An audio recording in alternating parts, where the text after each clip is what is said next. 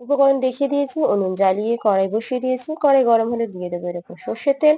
এর উপর দিয়ে দেবো পেঁয়াজের পেস্ট। তার উপর দিয়ে দেবো পরিমাণ মতো রসুন পেস্ট, জিরে আদার পেস্ট। এর উপর দিয়ে দেবো পরিমাণ মতো হলুদ গুঁড়ো, দিয়ে দেবো পরিমাণ মতো লঙ্কা গুঁড়ো, দিয়ে দেবো অল্প পরিমাণে লবণ, দিয়ে দেবো টমেটো কেচাপ।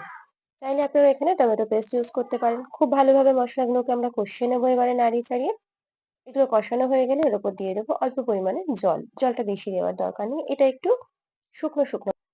এবার তরকারিটা ফুটে উঠলে এর উপর দিয়ে দেবো আমরা কাঁচা ডিমগুলো ভেঙে। খুব আস্তে আস্তে দেবেন ডিমগুলো, যাতে কুসুমটা ঘেঁটে না যায়। আস্তে আস্তে ডিমগুলো ভেঙে আমরা দিয়ে দেবো। এখন নাড়াচাড়া করার দরকার নেই। ২ মিনিট পরে আস্তে আস্তে খুন্তি দিয়ে কড়াইয়ের নিচ থেকে খুব ভালো করে নাড়বেন। তাড়াতাড়ি করবেন না যেন, তাহলে কিন্তু ডিমগুলো ঘেঁটে যেতে পারে। এভাবে আরো ৫ মিনিট ফুটিয়ে নিলেই তৈরি হয়ে যাবে মাসালা ডিম কারি। নামিয়ে ওপর থেকে ছড়িয়ে দিন গরম মসলা গুঁড়ো। ব্যাস তৈরি হয়ে গেল মাসালা ডিম কারি। রেসিপিটি ভালো লাগলে অবশ্যই আমার চ্যানেলকে লাইক, কমেন্ট, শেয়ার করুন। অবশ্যই সাবস্ক্রাইব করুন আরো নতুন নতুন রেসিপি দেখতে। আজকের মতো নমস্কার।